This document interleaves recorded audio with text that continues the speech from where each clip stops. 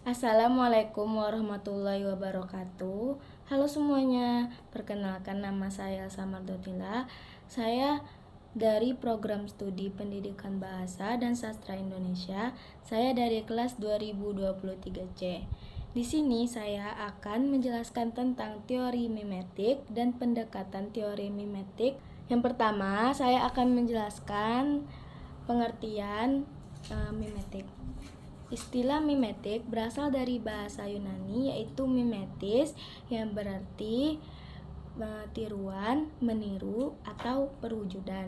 Secara umum, mimetik dapat diartikan sebagai suatu pendekatan yang memandang karya sastra sebagai tiruan atau pembayangan dari dunia kehidupan nyata. Selanjutnya, yang kedua, saya akan menjelaskan definisi teori mimetik menurut para ahli. Yang pertama, Plato. Plato mengungkapkan bahwa sastra atau seni hanya merupakan peniruan atau pencerminan dari kenyataan.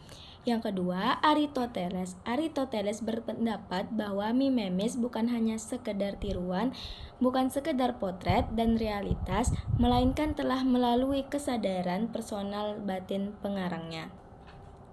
Yang ketiga, Raffers. Raffers berpendapat bahwa mimetis dapat diartikan sebagai sebuah pendekatan yang mengkaji karya sastra yang berupaya untuk mengaitkan karya sastra dengan realitas atau kenyataan. Yang keempat, Abrams mengungkapkan pendekatan mimetik adalah pendekatan kajian karya sastra yang menitik beratkan kajiannya terhadap hubungan karya sastra dengan kenyataan di luar karya sastra. Selanjutnya yang ketiga, saya akan menyebutkan tokoh-tokoh teori mimetik. Yang pertama Plato, yang kedua Abrams, yang ketiga Levin, yang keempat Raffers, yang kelima Aristoteles. Yang keempat, tentang teori mimetik, saya akan menjelaskan 3 mode dalam kritik teori mimetik. 1. Kepada kelompok masyarakat tertentu, terutama masyarakat yang disebut dalam karya sastra, diberi angket tentang keadaan sosial budaya masyarakat baik masa lalu maupun masa kini. Angket diolah secara kualitatif yang ada dalam karya sastra tersebut. 2. Dengan menghubungkan suatu unsur yang ada dalam karya sastra dengan unsur tertentu bersamaan dengan yang terdapat dalam masyarakat.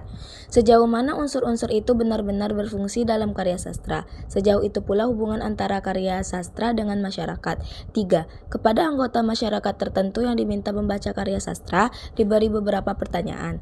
Pertanyaan diarahkan kepada masalah sosial yang telah bergeser atau hilang dalam masyarakat.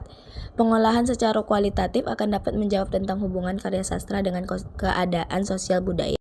Yang kelima, saya akan menganalisis sebuah cerpen gadis karya Asma Nadia melalui pendekatan mimetik. Langkah pendekatan mimetik. Yang pertama, membaca terlebih dahulu karya sastra yang akan dianalisis. Yang kedua, memberi tanda pada karya sastra. Yang ketiga, memahami betul karya sastra yang akan dianalisis. Cerpen gadis karya Asma Nadia.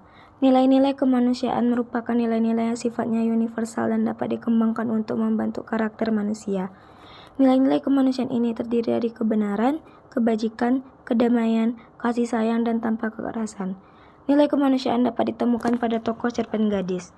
Contohnya ialah rasa ketidakpuasan atau rasa kurang bersyukur yang tumbuh pada tokohnya atas apa yang telah dimiliki. Selain itu, kurangnya rasa syukur juga merupakan hal yang nyatanya terjadi pada kehidupan manusia. Hal itu pun terbukti melanggar prinsip kemanusiaan yang mengandung kebijakan dan kedamaian. Rasa ketidakpuasan pada tokoh tercermin pada fisik tiap tokohnya.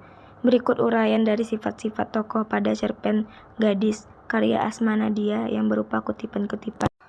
Gadis 1. Seandainya aku punya 20% saja dari putih kulit indah, batinnya dengan perasaan sedih yang nyaris-nyaris menjebol kantong air matanya. Namun masalahnya bukan hanya kulitnya yang gelap. Kacamata, hidung, dahi, dan muka, semuanya terasa menambah kejelekan itu. Gadis 2. Sering ia berpikir, kenapa Allah setega ini kepadanya? Apa sulitnya membaguskan hidungnya seperti bagian tubuh yang lain?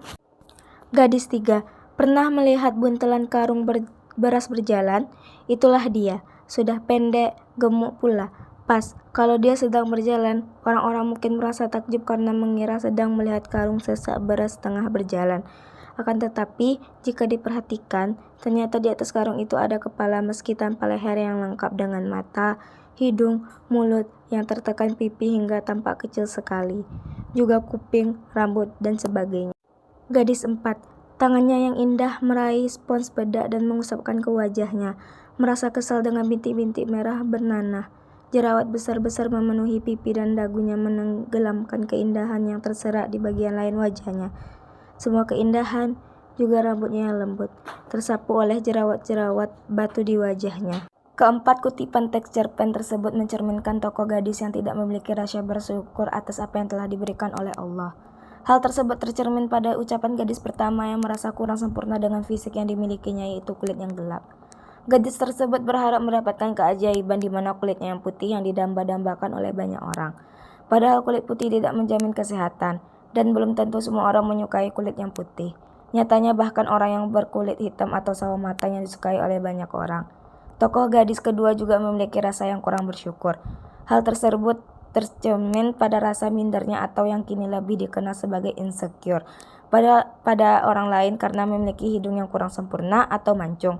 Sedangkan pada tokoh gadis ketiga memiliki kulit yang putih tetapi merasa ukuran tingginya kurang ideal sehingga merasa rendah atau pendek. Berdasarkan analisis tersebut dapat dikatakan bahwa keempat gadis tersebut tidak memiliki rasa syukur yang tinggi sehingga selalu merasa dizolimi oleh orang lain dan oleh Allah. Kemudian mereka yang selalu melihat kekurangan mereka tanpa mensyukuri dan hanya membandingkan diri sendiri dengan orang lain. Padahal sejatinya Allah senantiasa menciptakan hal terbaik. Allah akan menciptakan umatnya dengan segala kelebihan dan kekurangannya, karena kesempurnaan hanya milik Allah. Oleh karenanya, dapat disimpulkan bahwa memiliki rasa syukur dapat menjauhkan kita dari rasa minder, dan senantiasa membuat kehidupan kita menjadi berkah sebab dalam menjalaninya kita selalu mengiringi dengan rasa syukur terhadap apa yang Allah berikan. Kesimpulannya, dapat disimpulkan bahwa pada cerpen gadis karya Asma Nadia terbukti mengandung unsur kemanusiaan dan kehidupan yang nyata adanya, atau benar-benar terjadi di kehidupan nyata. Hal tersebut dapat dibuktikan dari sifat tokoh gadis 1, 2, 3, dan 4 yang kurang mensyukuri apa yang telah ia miliki atau yang telah Allah berikan kepadanya.